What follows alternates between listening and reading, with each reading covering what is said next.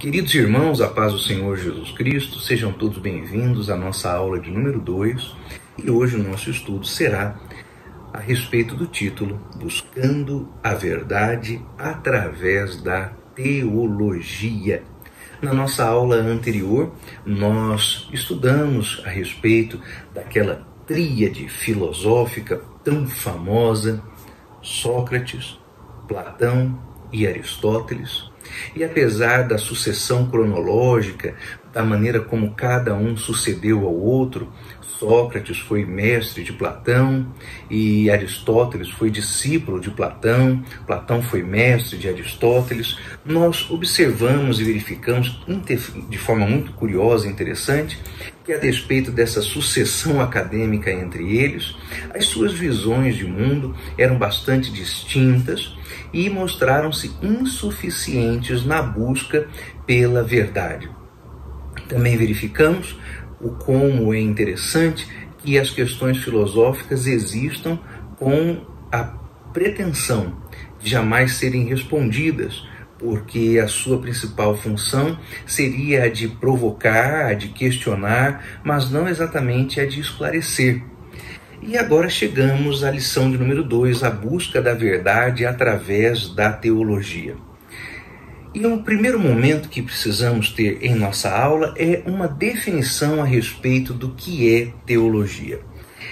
Sei que todos nós já estamos em estágio bastante avançado de nossos estudos e dizer o que é a teologia para nós não é uma coisa difícil. Todos nós temos na ponta da língua essa resposta. A teologia é o estudo a respeito de Deus. Uma palavrinha grega formada por duas outras, theo, que é Deus, e logia, que é o estudo, conhecimento. Então a teologia é o conhecimento a respeito de Deus.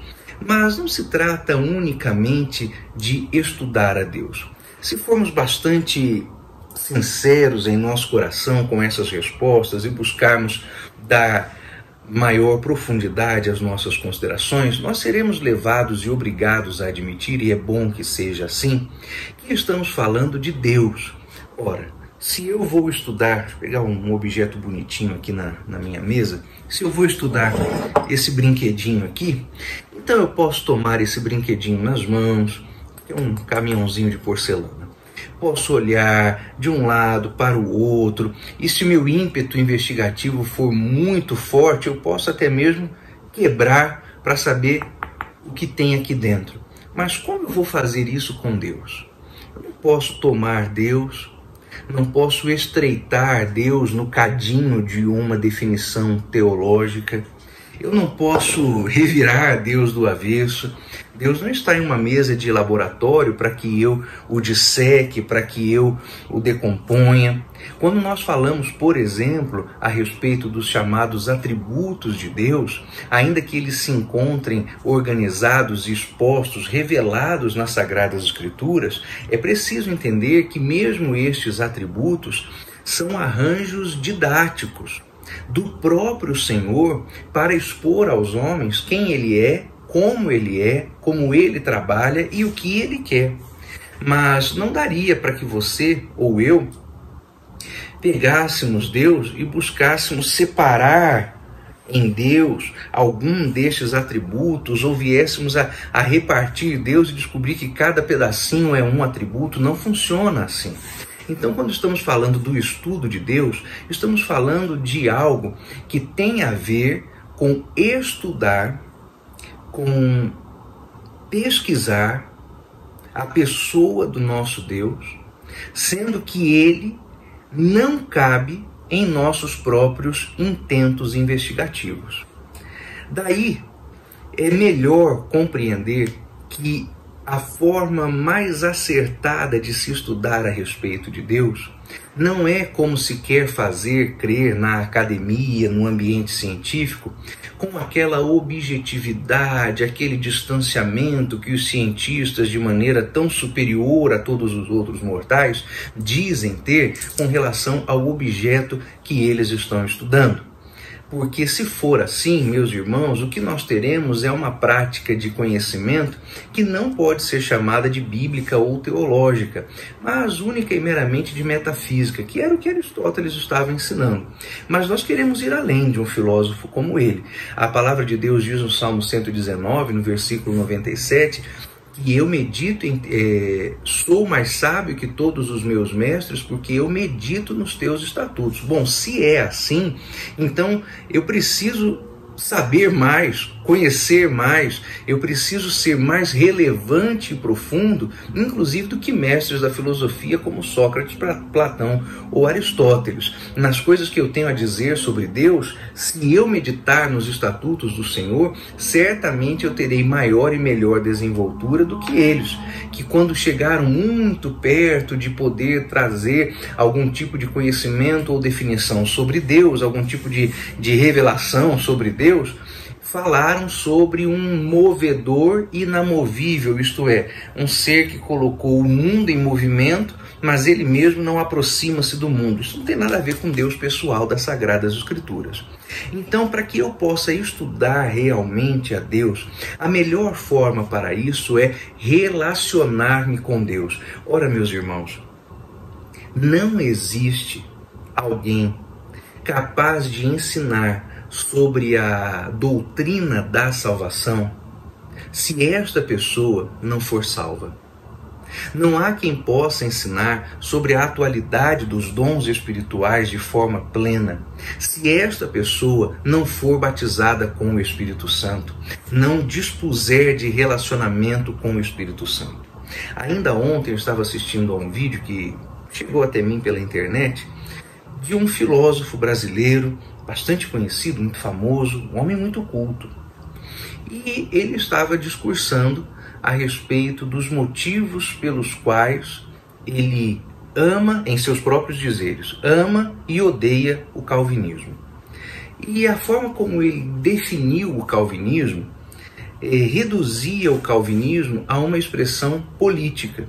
Eu não estou dizendo que haja qualquer tipo de relação política entre o calvinismo e a sociedade, assim como também não nego que haja havido alguma relação política entre o arminianismo e a sociedade, e também não nego que quando nós nos definimos nem como arminiano e nem como calvinista, mas meramente como bíblicos, também não estamos negando estas mesmas relações políticas que uma e outra escola soteriológica mantiveram com as sociedades de seus tempos. Não estou negando isso. Mas começar o estudo de uma pretensa doutrina soteriológica e concluí-lo dizendo tratar-se unicamente de uma manifestação religiosa, sim, mas de conotação meramente ou essencialmente política, está errado. Porque a tentativa do calvinismo foi buscar entender a mecânica da salvação, como de Armínio também foi, como também de nós, os que nos declaramos essencialmente bíblicos e recusamos um e outro erro, tanto do calvinismo quanto do arminianismo.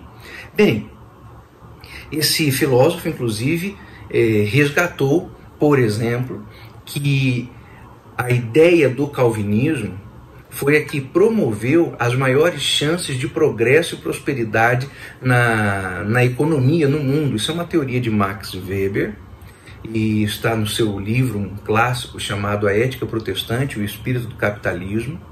E eu não posso discordar disso, pelo contrário, mas eu não diria que isso é um efeito do calvinismo. Eu diria que isso é um efeito do evangelho na vida das pessoas. Mas observe bem como as coisas vão sendo reduzidas a meros discursos políticos, ainda que tenham cores soteriológicas ou religiosas, por filósofos que não são salvos. Fossem eles salvos, jamais haveriam de negar que o impacto, não do calvinismo, nem do arminianismo, mas do evangelho na sociedade, é a sua prosperidade. Haja visto, por exemplo, o que são os Estados Unidos da América, que nós sabemos e reputamos como a principal nação protestante, especialmente dos últimos 250 anos, um pouco mais talvez. E quando olhamos para a Europa, que foi berço do protestantismo, também vemos ali a sua grande prosperidade e como as nações que são protestantes, majoritariamente, são mais prósperas do que aquelas que mantiveram-se agarradas às tradições do catolicismo. Então, sim, eu não posso negar que o evangelho tenha impactos e reflexos políticos. Se eu negasse isso, eu estaria negando o óbvio. Entretanto, eu não posso reduzir o evangelho e as doutrinas da fé cristã a manifestações políticas. Mas quem o faz porque não tem relações experienciais com Cristo, não teve um encontro pessoal com o Senhor Jesus. Um pequeno parênteses antes de prosseguirmos nessa explicação. Não vá você supor que eu esteja defendendo que a experiência suplanta a teologia ou suplanta a revelação que está na palavra de Deus. Não, negativo. Nada é superior a palavra de Deus. Tem bastantes Bíblias aqui, e cada uma de uma versão, uma tradução, Bíblias de estudo das mais diversas aplicações, mas nada, nem mesmo os comentários que estão aqui dispostos nestas Bíblias, são superiores ao texto sagrado, porque inspirado é o texto sagrado, inerrante é o texto sagrado, e aquilo que a minha experiência me possa fazer compreender de maneira diferente, ou mais profunda, ou menos profunda do que aquilo que meus irmãos percebem pelas experiências que têm, jamais estarão acima da Bíblia. Porque quando eu digo que alguém que não seja realmente salvo não pode explicar plenamente o que é a salvação, eu não estou dizendo que a experiência confirma a Bíblia, mas o contrário, que a Bíblia confirma de tal modo a experiência desta pessoa que ela se torna capaz de explicar aquilo que as Sagradas Escrituras têm dito sobre o que aconteceu em sua própria vida. Bom, então quando nós estamos falando a respeito de teologia e de sua definição, ainda que a definição etimológica, isto é, aquela que faça as suas concessões ao vocabulário, ao desenvolvimento da língua, à organicidade de um idioma, diga que teologia é o estudo de Deus, de maneira mais completa, é preciso acrescentar que esse estudo só tem relevância se ele tem a ver com alguém que está relacionando-se pessoalmente com Deus. Porque não há como conhecer a Deus, estudar a Deus, se você não se relaciona com Deus. Mas qual é o nível do relacionamento, ou melhor dizendo, qual é a característica do relacionamento que se espera à luz das Escrituras que o homem tenha com Deus? O homem deve reconhecer que Deus é soberano, é o Criador de todas as coisas, que Deus dá a vida, Deus tira a vida e Deus faz voltar da sepultura. É o que nos diz a palavra de Deus. O homem deve reconhecer que o Senhor Deus, ou que Deus, existe, subsiste em três pessoas igualmente santas e divinas. É a Santíssima Trindade. E ainda que a nossa mente não possa alcançar de forma plena a relação, a economia trinitariana, o homem não pode negar que Deus é Pai, que Jesus é Deus e que o Espírito é Deus também. E que os três não são três deuses, mas cada qual sendo pessoa individual do outro, é Deus junto com o outro.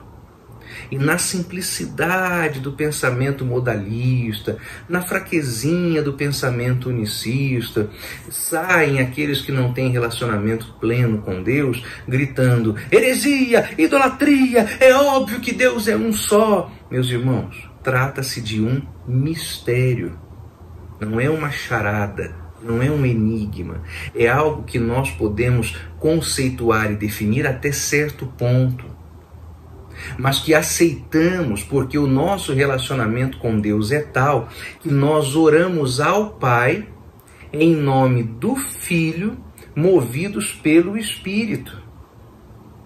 E seria totalmente ilógico se um mesmo ser modalmente nos fizesse orar a Ele, o Espírito nos fizesse orar a Ele próprio em nome dele próprio.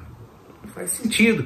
Parece uma dessas burocracias bobas que tem no Brasil, não é? Você quer falar comigo? Então eu vou te atender se você pedir para mim em nome de mim. Não faz sentido. Mas quando nós temos ali a economia trinitariana exposta, que nós falamos com Deus em nome do Filho, movidos pelo Espírito, então podemos compreender e assimilar a ideia da Trindade por relacionamento com Deus a partir do que a palavra de Deus nos fala sobre o próprio Deus. Eis aí o meu Filho amado, em quem eu me comprazo. E naquele mesmo instante o Espírito Santo desceu sobre o Senhor Jesus Cristo. Nessa passagem que está nos Evangelhos, que é a passagem do batismo do Senhor Jesus Cristo, as três pessoas estão postas, evidenciadas. Uma está atuando com a outra naquela situação, naquele evento tão maravilhoso contado nos Evangelhos. Não se pode negar a partir das Escrituras, portanto, que o Pai, o Filho e o Espírito sejam Deus e sejam subsistentes, isto é, cada um existente independentemente do outro. Mas quando nós estamos estudando a Deus, precisamos nos relacionar com Deus. E este relacionamento nos permite até mesmo assimilar mistérios como a Trindade, e fazer a partir desses mistérios, do que está escrito na Bíblia sobre estes mistérios, a base de nossos estudos e entendimentos. Então é preciso que nós nos relacionemos com Deus. Volto a repetir, não que assim venhamos a ter a confirmação da Bíblia em nossas experiências, mas vamos confirmar nossas experiências a partir das Sagradas Escrituras. Agora vamos falar sobre o desenvolvimento da teologia cristã. Aqui existem algumas considerações muito importantes a fazermos. Primeiro, tome muito cuidado sempre que você estiver estudando com estes arranjos estanques. É um alerta que nos é feito neste livro, de autoria do pastor Paul Porta e minha também.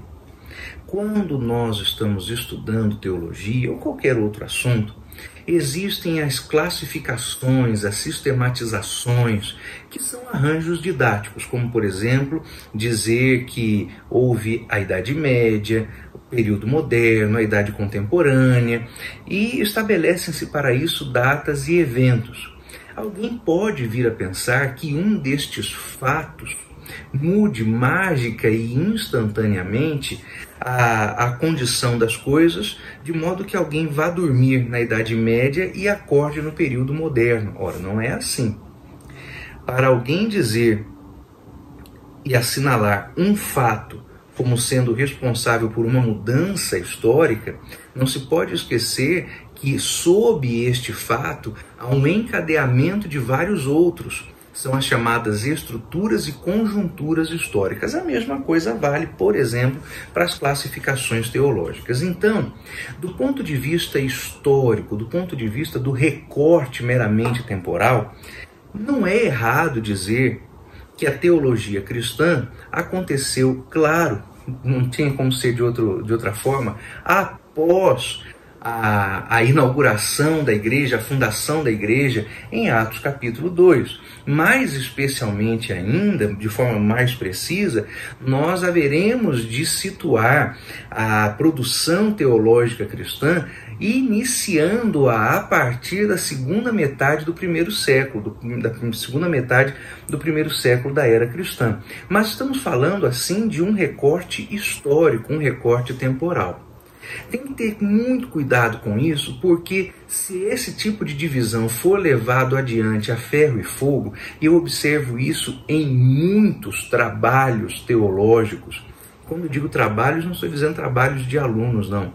Estou falando de livros publicados por acadêmicos, que estão circulando nas livrarias e populando as nossas estantes. Cuidado. Mas se levarmos então essa definição de forma descriteriosa, exacerbada, nós haveremos de dizer que antes, o que se produziu em termos de estudo e teologia antes, não é usado por nós, os cristãos. É como se o cristianismo houvesse promovido uma releitura da Bíblia Sagrada, especialmente do Antigo Testamento. E eu já vi isso ser dito e falado por uma enormidade de vários estudiosos, ou pretensos estudiosos, pretensos teólogos. Mais recentemente eu li um livro que causou espécie em nosso país, porque foi aclamado como um renovo da teologia pentecostal, um autor estrangeiro, e fui pegar o livro para ler, e o livro era sobre o falar em línguas estranhas, a glossolalia, e quando eu vi o livro, descobri que o seu autor, ainda que faça parte de um clã de estudiosos pentecostais, está enveredando pelo caminho de se crer e acreditar que os escritores no Antigo Testamento reinterpretaram, ressignificaram aquilo que estava escrito no Antigo Testamento. Esse autor desse livro sugeriu que, por exemplo, Pedro, quando tomou o texto de Joel capítulo 2, no evento do derramamento do Espírito Santo, deu-lhe um sentido diferente daquele que foi o que Joel imaginava ter a sua profecia quando ele a proferiu no Antigo Testamento. E isso, na cabeça desse autor, é o que faz e o que compõe o escopo, que compõe a unidade, que compõe a essência de algo que se possa ser chamado de teologia cristã e ainda mais especialmente de teologia pentecostal. Quer dizer, então, que se esse homem estiver certo, aquilo que nós cremos sobre o Espírito Santo não é fruto da revelação de Deus a Joel, conforme foi acontecido no Antigo Testamento, mas sim de uma ressignificação feita por Pedro de maneira espirituosa, quando do seu sermão, o primeiro sermão depois do derramamento do Espírito Santo. Você crê assim? Porque aquilo que eu aprendi e aquilo em que creio é que Pedro, quando pregou, explicando o Pentecostes e tomando por explicação aquilo que Joel falou, o fez primeiro orientado pelo Espírito Santo de Deus. Aliás, mais que orientado, inspirado, porque está nas Sagradas Escrituras. Aquela pregação de Pedro está na Bíblia, não como a Bíblia registra alguém mentindo, ou como a Bíblia registra alguém conversando, ou como a Bíblia registra um rei ímpio falando. A pregação de Pedro está registrada por Lucas como quem registra alguma profecia, algum preceituamento doutrinário. O sermão de Pedro é inspirado. É diferente de um diálogo registrado na Bíblia. O sermão de Pedro é inspirado. O sermão de Pedro diz, ora, cumpriu-se hoje aquilo que foi dito pelo profeta Joel. É a Bíblia confirmando a Bíblia interpretando a Bíblia.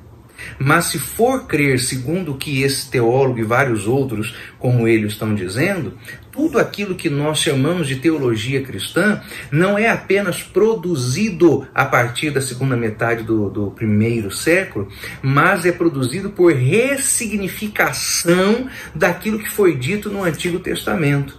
Como se as coisas ditas no Antigo Testamento e entendidas e interpretadas pelo próprio Antigo Testamento não valessem para nós porque elas são resultado de tradição judaica. Irmãos, isso é um perigo muito grande. Aí é quando começam aqueles arrombos do tipo teologia paulina, teologia lucana, teologia joanina. Meus irmãos, eu posso concordar que o Espírito Santo haja concedido a Lucas, João, a Paulo, a Tiago, a Mateus, Marcos, em seus escritos, focos diferentes. Aliás, é o que nos faz compreender de maneira harmônica os evangelhos sinóticos. E nós temos Mateus, Marcos e Lucas. João não é sinótico. Mateus, Marcos e Lucas, falando de Cristo de pontos de vista diferentes, para ensinar coisas diferentes. Isso eu posso aceitar. E eu aceito, porque isso me fala sobre a harmonia da Bíblia, sobre a sua não contradição, sobre a sua inerrância, a sua infalibilidade. Mas a partir do momento em que eu começo a advogar a existência de, conforme é a modinha dizer, né? Teologia lucana, teologia paulina, eu estou começando a assumir que haja entre Paulo e Lucas algum tipo de contradição, porque é o que se quer fazer crer. Paulo é herói dos reformados, o outro Lucas é herói dos pentecostais. E aí tudo aquilo que nós entendemos, não apenas por teologia cristã, mas tanto pior, como o Novo Testamento é resultado não de inspiração, mas, pasmem os meus alunos queridos, pasmem os meus queridos irmãos, é resultado de uma ressignificação do Antigo Testamento, mas isso é um erro, Por isso, em nosso livro, nós estamos explicando que, ainda que do ponto de vista histórico nós possamos dizer que a produção teológica cristã corresponde àquilo que foi escrito a partir da segunda metade do primeiro século, e do ponto de vista histórico é isso mesmo, histórico. Nós não podemos negar que essa teologia jamais desprezou o Antigo Testamento como Bíblia, jamais desprezou os profetas como revelação, jamais desprezou as Escrituras como sendo a palavra de Deus, e o Antigo Testamento como sendo parte desta palavra, parte dessa revelação. Vamos ler aqui, mesmo sendo verdade que a teologia como empreendimento tenha começado quando da inauguração da igreja, o fundamento teológico apoia-se na revelação no Antigo Testamento. Até porque o que é o Messias, senão o cumprimento de profecias do Antigo Testamento? A todo momento, quando você lê os evangelhos, depara-se com expressões do tipo: e isto aconteceu para que se cumprisse o que fora dito. Dito por quem? Pelos escritores do Antigo Testamento, para que se cumprissem salmos, para que se cumprissem profecias messiânicas que estão no Antigo Testamento. Então nós temos que há uma teologia. Quando nós estudamos teologia, quando você está estudando, quando você tomar nas mãos ao final do terceiro ciclo deste programa o seu diploma, você verá lá que você é bacharel em teologia bíblica. Isto é, você é conhecedor com profundidade das coisas que a Bíblia diz, daquilo que a Bíblia explica, daquilo que a Bíblia arbitra, daquilo que a Bíblia revela. Ainda que alguém faça essas divisões, a teologia paulina, a teologia lucana, a teologia isso e aquilo, meu irmão, você é estudante de teologia bíblica, porque nós não dividimos, não fragmentamos a Bíblia em revelações, em teologias. Nós entendemos como a revelação de Deus, porque toda a Escritura é divinamente inspirada e proveitosa para ensinar, para redarguir, para instruir em justiça, para corrigir, para que todo homem de Deus seja perfeitamente instruído para toda a boa obra. Toda a Escritura é. Não está se dizendo que pedaços de Escritura são para isso ou para aquilo, mas a unidade da Bíblia. Se eu reconheço unidade nas Escrituras, então também há unidade teológica. Mas a partir do momento em que eu fico advogando fragmentos teológicos, inclusive fazendo cavalos de batalhas sobre eles, eu sou de Paulo, eu sou de Lucas, eu sou reformado, eu sou pentecostal, a partir deste momento, eu sou reformado, Paulo é meu herói, eu sou pentecostal, Lucas é meu herói, eu já não estou mais consentindo, crendo que haja harmonia na Bíblia, unidade na Bíblia, que a Bíblia seja toda ela plenariamente inspirada. Então, se eu creio em teologias, se eu advogo teologias, então é porque eu creio em Bíblias, pedaços da Bíblia, inspirações diferentes na Bíblia. Creio que autores possam ter escrito coisas que discordam dos outros dentro das Escrituras, e assim eu quebro a inerrância e a infalibilidade das Sagradas Escrituras. Ora, muito cuidado com isso. Se eu posso dizer que há uma teologia cristã do ponto de vista histórico, isto é, aquilo que foi escrito a partir da segunda metade do primeiro século, não é uma afirmação errada, é um arranjo didático bastante proveitoso, eu não posso, por outro lado, sugerir que a teologia cristã tem esse nome porque ela ressignifica, como se quer fazer crer, o Antigo Testamento. Não, pelo contrário.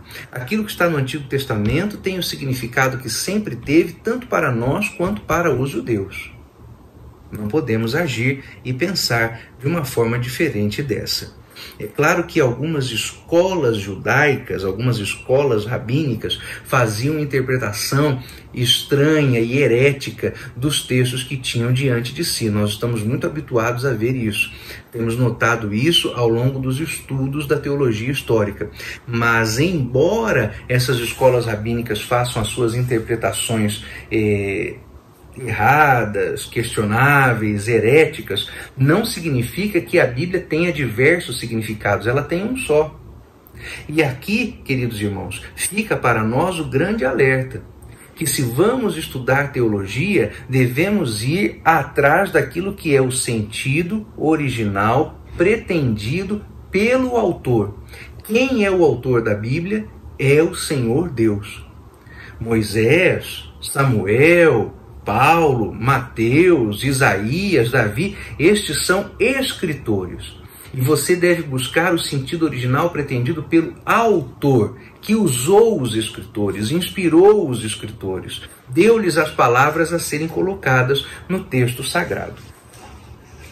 Desenvolvimento da teologia cristã é algo que devemos considerar e pensar a partir disso. Não podemos negar, porém, que sim, os primeiros cristãos os primeiros cristãos eram judeus. E isso fazia com que eles entendessem algumas coisas de modo errado.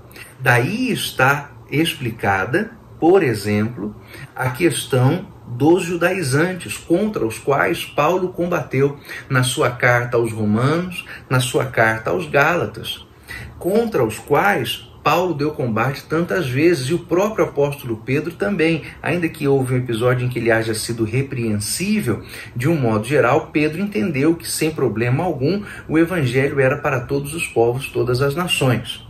Então, ainda que os primeiros cristãos judeus que eram, vissem as coisas de forma equivocada, nós temos a correção de suas visões, de suas miopias espirituais, a partir da continuidade da revelação registrada e para nós conhecida como o Novo Testamento, a nova aliança do nosso Senhor. Quando chegamos ao período da Reforma Protestante, então vamos nos deparar com algo bastante importante para a história e o desenvolvimento da teologia cristã. O acesso à Bíblia se torna diferente daquilo que vinha acontecendo até então. Para haver produção teológica, é preciso acesso às Escrituras. Mas isso, você já bem sabe, não era coisa que durante a Idade Média acontecia com facilidade. Os cultos, as missas, as celebrações, todos sabemos disso, inclusive é lugar comum sempre que se fala da Reforma Protestante. Os cultos até então eram feitos em uma língua que não era mais a língua do povo, era o latim. O acesso à Bíblia era difícil. As traduções da Bíblia nas linguagens locais, nas línguas nacionais, eram praticamente inexistentes. A partir da Reforma Protestante, isso muda, e o grande legado é que cada cristão se torna um intérprete das Escrituras. Então nós passamos aqui, no período da Reforma Protestante, não a uma popularização da teologia, mas a uma popularização da Bíblia, o que leva, sim, à popularização da teologia. Não é a teologia que populariza a Bíblia é que torna popular o seu estudo, a teologia. Mas depois do período da Reforma, sempre tão estudado, nós chegamos ao período da razão. Infelizmente, a tese reformada, somente a Escritura, foi posta de lado mais uma vez. Por volta do século XVIII, a teologia do iluminismo voltou as costas à revelação divina em favor de uma exploração humana das ideias religiosas. Quer dizer que aquele impulso da Reforma, que durou aproximadamente 280 anos e fez com que as pessoas voltassem às Escrituras, buscassem a Bíblia, perdeu a sua força, e no século XVIII inicia-se a Era da Razão. É o Iluminismo. O Iluminismo, irmãos, é alguma coisa que nós buscamos assim ver nos livros de história, muito aclamado, muito aplaudido, mas na verdade existem iluminismos. Nós temos o iluminismo alemão, Immanuel Kant, a razão, a crítica da razão. Nós temos o iluminismo francês, com Voltaire. Nós temos iluminismo que busca uma exacerbação política, que foi o que aconteceu com a Revolução Francesa. Há quem tente associar a independência dos Estados Unidos à Revolução Francesa, mas são movimentos políticos muito distintos uns dos outros. Então, quando nós verificamos esse período do iluminismo, aquilo que realmente sobressai-se em todas essas escolas iluministas é o abandono da convicção de que as Sagradas Escrituras são inerrantes e inspiradas, e a busca por mecanismos de contradizer e contestar a Bíblia Sagrada. Se há algo que possa definir todas essas escolas iluministas, é isto: que a Bíblia já não é mais considerada como a inerrante palavra de Deus. Quer seja por Voltaire, por qualquer dos enciclopedistas, por Immanuel Kant, por Spinoza, todos eles já não reconhecem as Escrituras como sendo inerrante e inspirada palavra do Senhor. É deste momento histórico que surge aquilo chamado de crítica textual, isto é, a forma de ler as Sagradas Escrituras visando questionar a Bíblia, removendo a Bíblia de contexto histórico, removendo as Escrituras do contexto em que elas foram reveladas, questionando os significados das palavras, questionando a interpretação da Bíblia, e inclusive aquela que é resultado da própria Bíblia interpretando a si mesma. Esta é a grande herança e a grande tentativa do movimento iluminista, tão decantado nos livros didáticos, como se aquilo fosse a remoção das trevas, das vendas dos olhos das pessoas. Por que a Idade Média é nos livros chamada de período das trevas? Porque na cabeça dos historiadores, historiografistas desviados, como a Idade Média era predominantemente um período de devoção, aquilo era trevas. Mas o iluminismo removeu da Idade Média a escuridão, trazendo crítica, colocando a suposta razão em lugar da fé escura, a razão brilhante em lugar da fé obscura. Mas essa é uma nomenclatura que nós devemos rejeitar. A Idade Média é média, não é de trevas, porque a questão de trevas aí está associada a uma acusação de que é a fé que provocou as tais trevas. É claro que nós sabemos que durante o período da Idade Média aconteceram vários desmandos em nome da fé.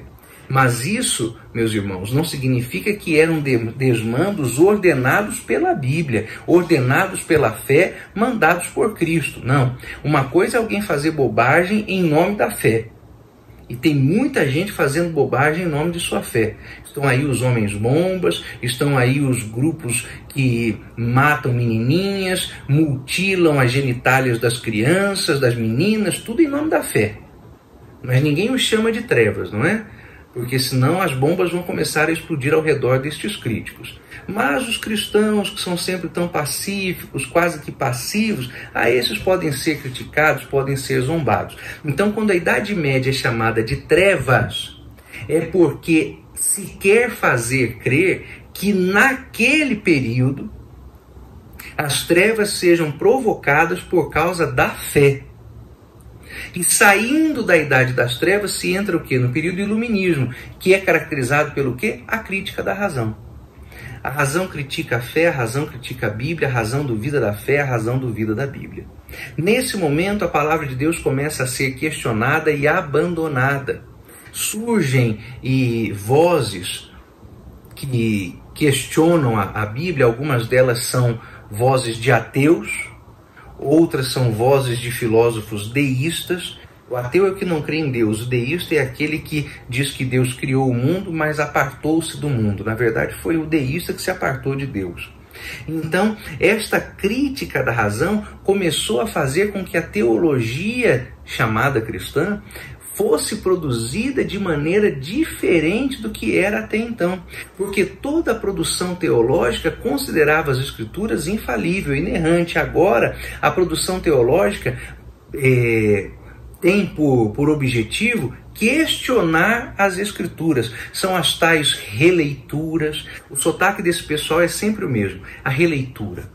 Um novo olhar. É preciso um novo olhar. Já percebeu como esse pessoal fala? São sotaques desses liberaizinhos teológicos. Isso é herança dessa época, é coisa que está rodando no mundo há 200, 300 anos, e agora pegou um monte de pentecostal aí que se acha doutorzinho, inteligentinho, e essas pessoas falam assim, com esse sotaque, não é?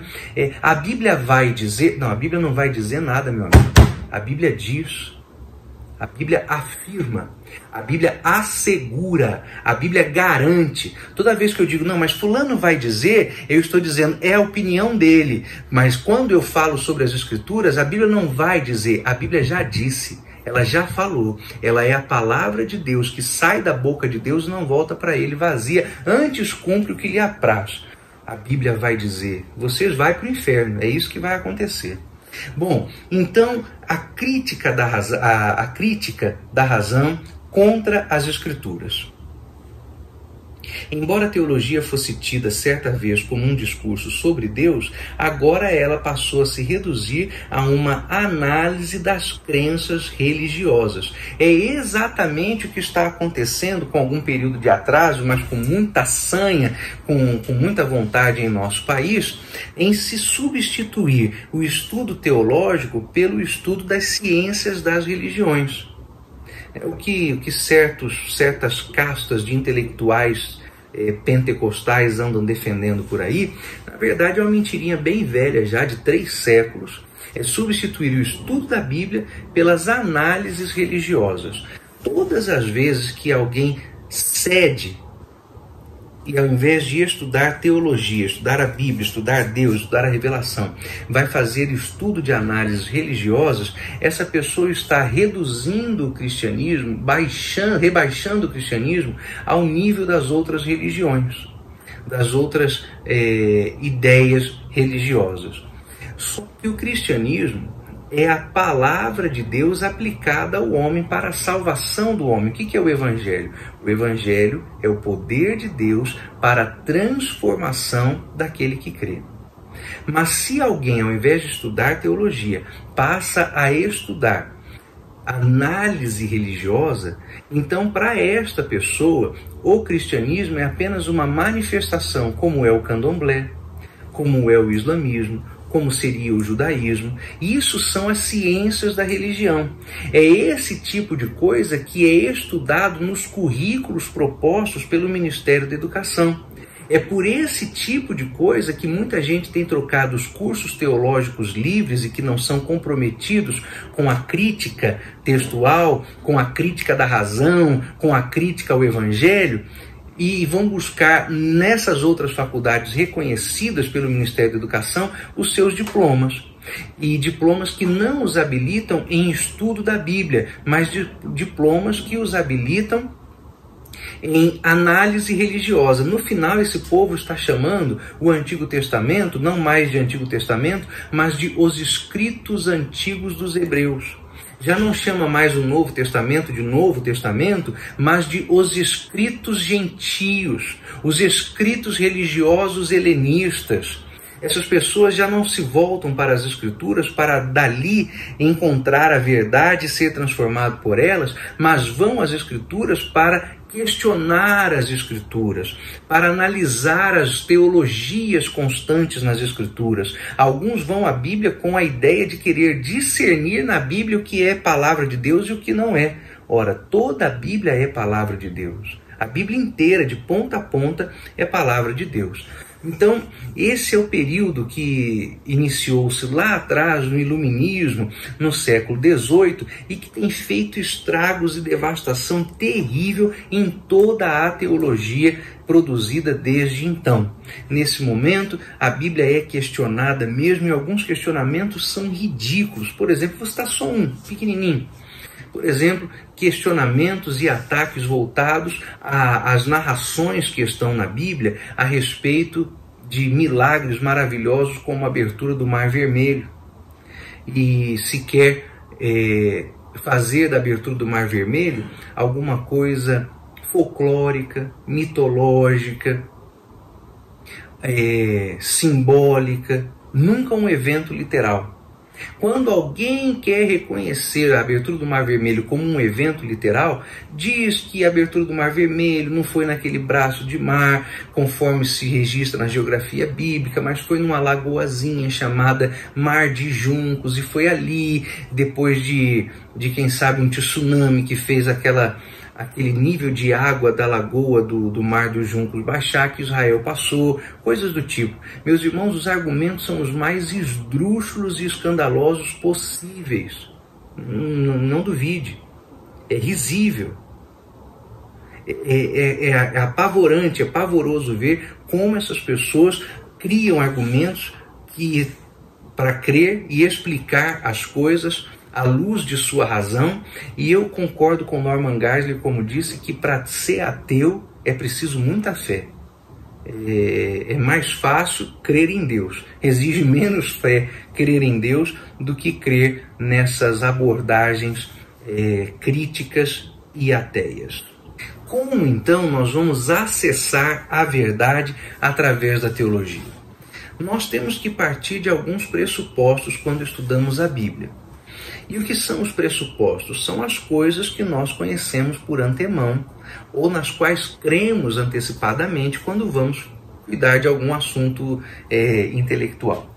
Primeira coisa, você precisa crer que a palavra de Deus é inspirada, inerrante, infalível, completa e insubstituível.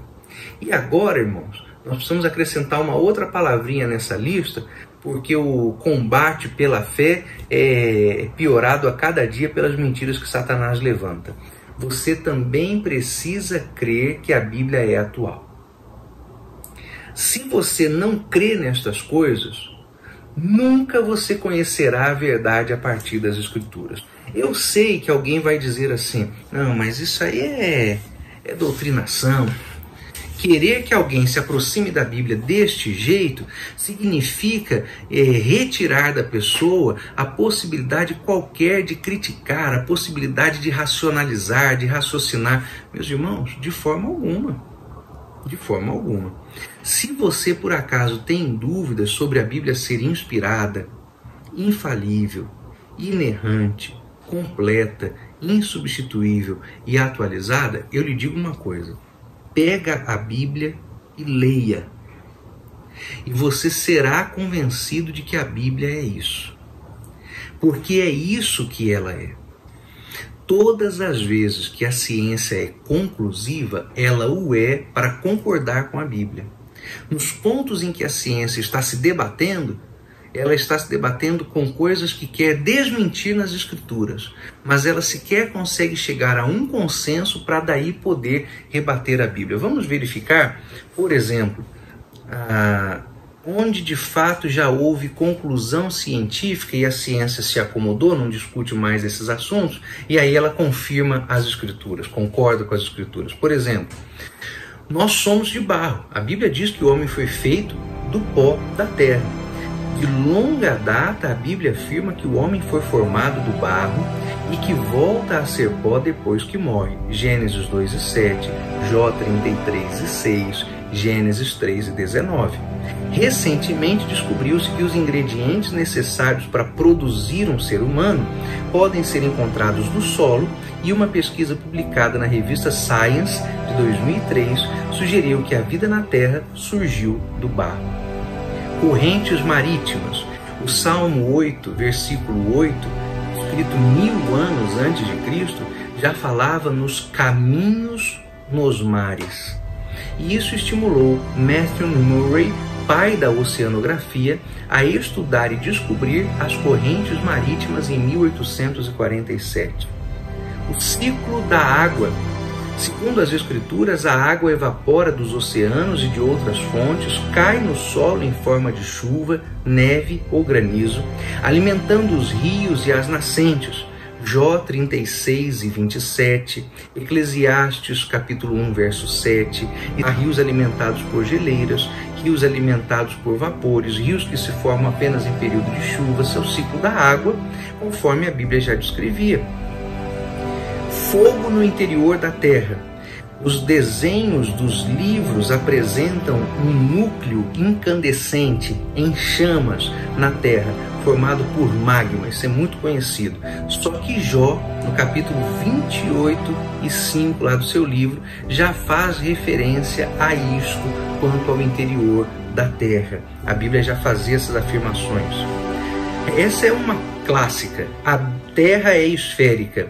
Isaías 40, 22, 700 anos antes de Cristo, já se referia ao nosso planeta como sendo um globo, mas esse fato só foi aceitado, comprovado cientificamente em 1522, quando Fernão de Magalhães foi o primeiro a completar de barco uma volta ao redor da Terra.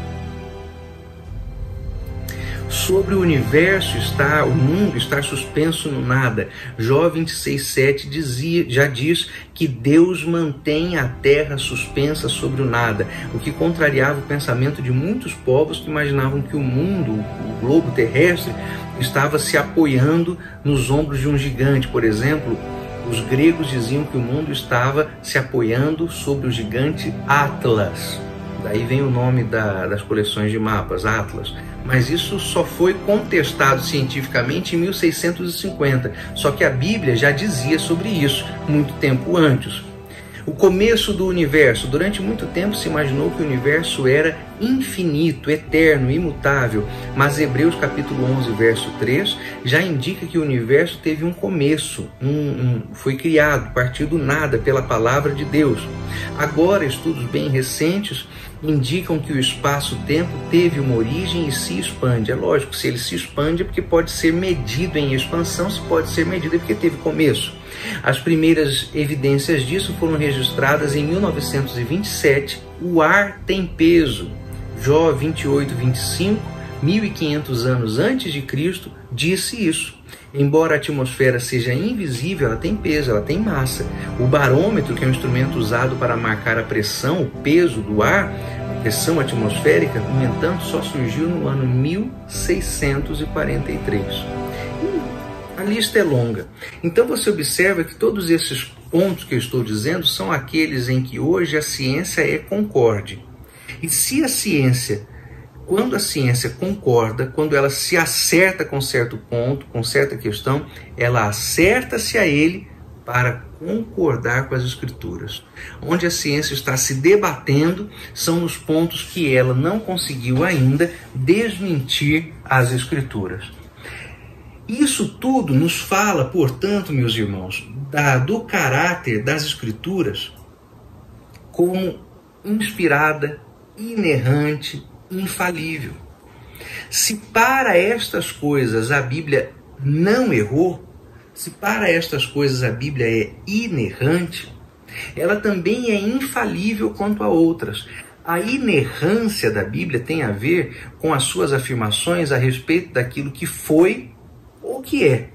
No caso desses fatos científicos, coisas que são. No caso dos fatos históricos, as coisas que foram.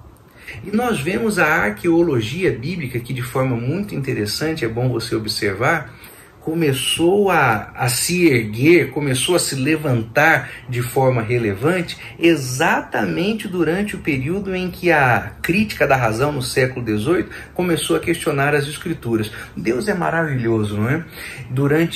A partir desse período histórico, no século XVIII, as muitas investidas e missões arqueológicas às terras bíblicas começaram a ganhar grande importância, ainda que antes, lá atrás, na Idade Média, já houvessem incursões aos territórios bíblicos em busca dos relicários, em busca dos objetos ditos sagrados, né?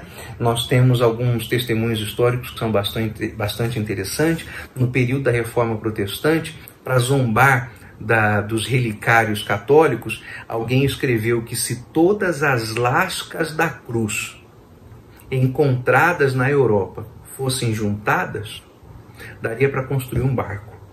Então daí você percebe os exageros que eram cometidos na Idade Média, especialmente com a busca pelos relicários nas Terras Santas. Mas, a partir do século XVIII, ao mesmo tempo em que a crítica da razão começou a questionar as Escrituras como palavra de Deus, a arqueologia bíblica começou a desenvolver-se a tal ponto que as suas descobertas corroboravam aquilo que a Bíblia estava dizendo.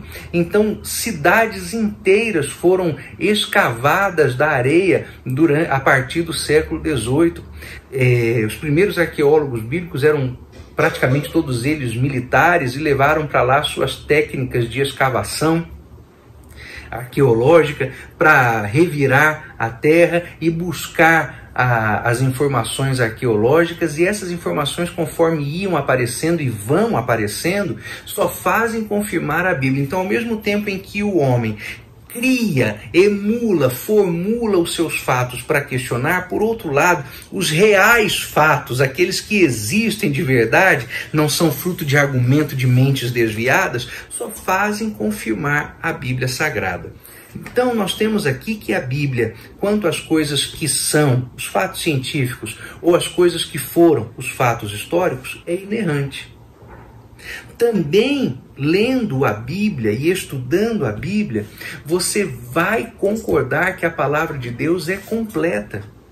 Não existe anseio humano que não seja tratado nas Escrituras. Quando você estiver em tempos de angústia, ou quando você estiver em tempos de extrema alegria, leia sempre, aliás, leia todos os dias e você vai entender o que eu estou dizendo. Salmos e Provérbios. Todas as questões humanas estão tratadas nestes dois livros. Os anseios, as dúvidas, as indagações, as indignações, tudo está ali. E a palavra de Deus registrada nestes conteúdos dos Salmos e dos Provérbios nos mostram a inspiração plena das Escrituras, o quanto a palavra de Deus é poderosa para ir, como ela mesma diz, até a divisão da alma e do espírito, das juntas e medulas, e ali poder discernir as intenções do coração do homem. O caráter inspirado das Escrituras pode ser medido aí. Leia a Bíblia.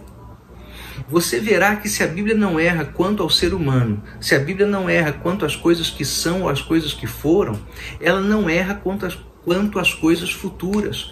Muitas profecias bíblicas já se cumpriram e elas cumpriram-se de maneira exata, com precisão incrível, como por exemplo foi a sucessão dos reinos explicada por Daniel, vista naquela estátua pelo rei da Babilônia, e Daniel explicou aquela sucessão de reinos. A cabeça era a Babilônia, o peito de prata e os braços eram a Média Pérsia, o ventre e as pernas de bronze era a Macedônia, as pernas de ferro eram o Império Romano, e os pés de barro e de ferro, Daniel diz que fazem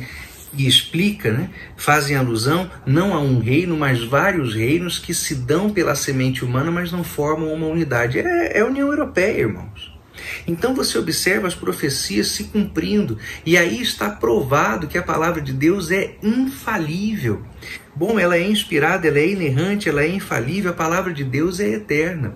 Até agora, a palavra de Deus recebeu uma enxurrada de ataques. É tanta gente querendo apagar a Bíblia, destruir a Bíblia. Uma famosíssima história dá conta de que Voltaire disse que a Bíblia seria esquecida. E a sua casa, ou uma casa em que ele morou, na Suíça, tornou-se por algum tempo sede da Sociedade Bíblica naquele país, até que não pôde ser mais, porque o trabalho cresceu muito e já não pôde ser abrigado por aquele imóvel. E a palavra de Deus você encontra em qualquer lugar. Mas onde você encontra as obras de Voltaire? Tem as obras de Voltaire em qualquer casa? Não, mas a Bíblia está em praticamente todas as casas. As obras de Voltaire, os seus escritos, não são os escritos mais lidos do mundo, mas a Bíblia é o livro mais publicado e mais lido em toda a história da humanidade. A palavra de Deus é eterna. Passarão os céus e a terra, mas minhas palavras não hão de passar. Todos os hereges morreram, a Bíblia continua. Todos aqueles que desafiaram a Bíblia se foram, mas a Bíblia permanece. Então você observa, e não há como negar que a Bíblia é inspirada, infalível, inerrante, completa, insubstituível, e ela é atual. Todos os assuntos necessários, todos os assuntos relevantes, todos aqueles que são determinantes para a continuidade do ser humano, o progresso ou a perdição da humanidade, estão tratados nas Sagradas Escrituras. Quando você se aproximar da Bíblia, vá à palavra de Deus, lendo-a com esta visão, com este entendimento. Se você não tem, meu irmão, segure-se aí. Mas quem não crê que a Bíblia é assim, não é salvo ainda. Precisa passar por uma experiência de salvação com Cristo, uma experiência pessoal com Jesus, para ler a Bíblia e verificar a Bíblia da maneira como a Bíblia é. E não como cientistas, críticos, novos hermeneutas, inclusive novos hermeneutas pentecostais estão dizendo que ela seja. Você precisa se aproximar da Bíblia com esta visão, porque é isto que a Bíblia é. Peça ao Espírito Santo que trabalhe no seu coração e você conseguirá acessar a verdade através das Escrituras, porque a verdade está na Bíblia. A palavra revela a verdade. A Bíblia é a verdade. Jesus orou pelos discípulos dizendo: Pai, santifica-os na verdade, a tua palavra é a verdade. A palavra de Deus é a verdade que nós, é a revelação da verdade que nós tanto precisamos. Assim vamos conhecer a verdade. O Senhor Jesus é a verdade registrada na Bíblia. Ele disse: eu sou o caminho, eu sou a verdade, eu sou a vida. Então o que a palavra de Deus nos revela é o próprio Cristo. Acessar a verdade através da teologia significa ler as Escrituras e reconhecê-la como a revelação de Deus para o homem. Nós nos encontraremos na terceira aula deste curso, em nome de Jesus. Até lá, e que o próprio Deus, em verdade, abençoe a sua vida.